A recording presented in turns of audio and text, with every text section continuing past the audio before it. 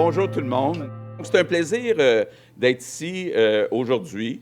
Je pense que l'endettement, c'est un sujet qui touche malheureusement de plus en plus de familles. C'est un fléau et j'en ai beaucoup parlé depuis le début de la campagne électorale. J'ai l'impression que le message commence à passer de plus en plus. Je veux vous donner quelques chiffres sur les ménages. D'abord, en 2009, une famille de 2 personnes avait en moyenne un revenu de 77 753 $ et payait en taxes, impôts et cotisations 32 672 $ En 2013, ça représentait 42 du revenu qui était payé en impôts, taxes et cotisations. En 2013, sur un revenu de 84 498, les mêmes familles payent 38 670, donc 46 %. Donc, déjà 42 % de payer en taxes et impôts. Là, je parle pour la moyenne, parce que, évidemment, quand on monte, c'est encore un pourcentage plus élevé. Je crois que la limite est dépassée et il faut faire quelque chose, puis il faut que ça devienne une priorité. Quand on regarde la dette totale des ménages en pourcentage du revenu disponible, on est rendu, selon Statistique Canada, à 160 %. 160 %, c'est un record. Bon, dans le 160 %, il y a deux sortes de dettes.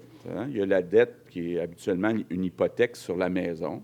Ça, on peut dire que c'est une bonne dette parce qu'il y a un actif en échange. Mais l'autre dette, qui est la marge de crédit des ménages, là, c'est vraiment épeurant, les chiffres.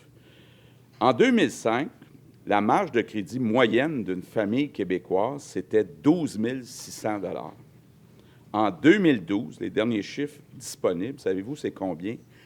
35 400 $.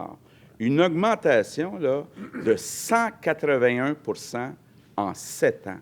Je suis très inquiet de l'endettement des familles québécoises et c'est pour ça que j'en fais une priorité. Moi, je vous annonce que si on a un gouvernement de la Coalition Avenir Québec, le 7 avril prochain, on va déposer, dès le mois de mai, donc d'ici la fin du mois de mai, un nouveau budget 2014-2015, et tous ceux qui gagnent moins de 45 000 $ par année ne paieront plus de taxes santé. L'année suivante, deuxième budget, il n'y aura plus de taxes santé pour tous les Québécois. Troisième budget, la moitié de la taxe scolaire sera abolie. Et quatrième budget, il n'y aura plus au Québec ni de taxe santé, ni de taxe scolaire. Depuis trop d'années, le Parti libéral et le Parti québécois utilisent votre carte de crédit. Moi, ce que je veux, c'est de vous donner plus d'argent dans votre portefeuille. Donc ça, c'est le Parti libéral et le Parti québécois. Puis ça, c'est la coalition Avenir Québec. Nous, on a un parti pris pour les contribuables du Québec.